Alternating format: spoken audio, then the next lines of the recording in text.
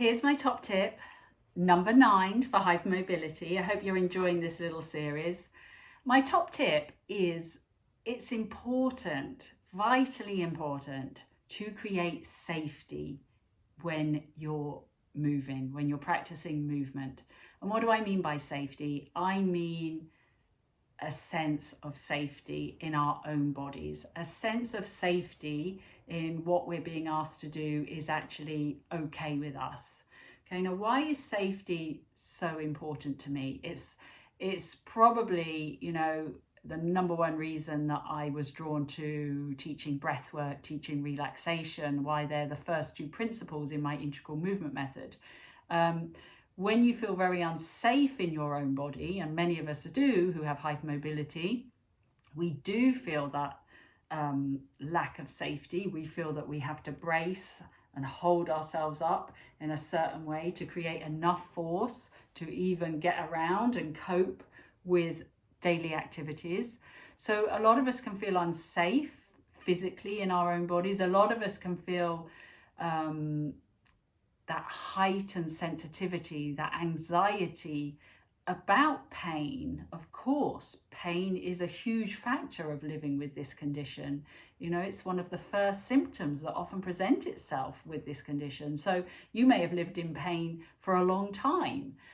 That's going to have impacted how you feel about yourself, about your body, about your environment. It will have done.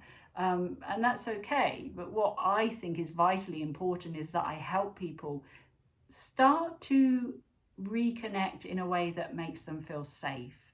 Now, the reason I do that through breath, through the relaxation, through a lot of work. If you've watched any of my other videos, you'll see I spend a lot of time in a supine position, that is on my back, doing exercises on my back, because that position gives me the greatest sense of support.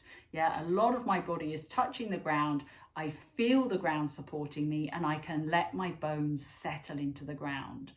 So generating an environment where somebody feels safe when they're asked to move can be really, really important.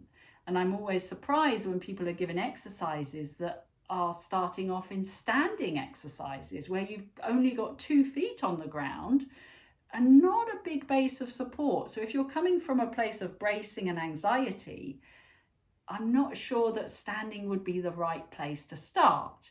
Okay, we want you to settle, we want you to feel the ground underneath you, we want you to let some of that muscular tension go, let some of your mental tension go. When you're asked to do something you're not quite sure about, your anxiety levels are going to go up. You might be fearful that you're going to create more pain. You might be fearful that you're going to sublux. You might be fearful that this is going to cause you a flare up. So there's this mental pain, let's call it, anxiety as well. So this whole mind-body connection is about feeling safe, and we can do that through lovely exercises of breath and relaxation, so that when you feel safe, the sensitization, we can start to dial that down. The nervous system starts to become a little less hypervigilant, a little less cautious. It starts to open up our world a little bit, so we're willing to try new things, which is great, but safety is very much about working at your own pace in a way that's good for you. Okay, so it's about finding what works for you, and we'd all be different. So safety, I think, is super, super important when you're starting your exercise practice, your movement practice. Okay, so have a look at some of my videos on here. There are lots of things about how to calm the nervous system, how to breathe, how to do some gentle movements, and see how that makes you feel. See if you start to surrender a little bit.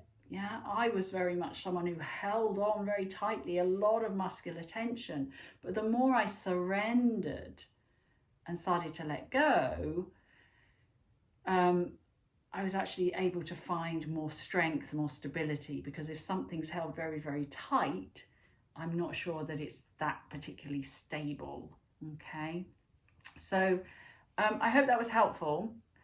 creating a sensation of safety in your body can be super, super useful for beginning, promoting, enjoying movement and movement therapy. So I hope you enjoyed that little tip, and I will see you again soon.